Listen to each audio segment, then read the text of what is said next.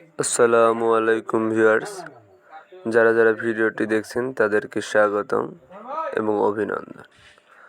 তো আজকে আপনাদেরকে দেখাতে যাচ্ছি কিছু বিদেশি জাতের আমের চারা, যেগুলো আছে জিও ব্যাগ সেটআপ এবং ফলসহ।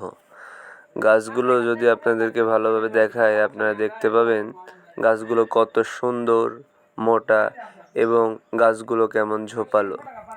পাতাগুলো অনেক ডালপালা গজাইছে। আপনারা দেখতে পাচ্ছেন আম কত সুন্দর রং।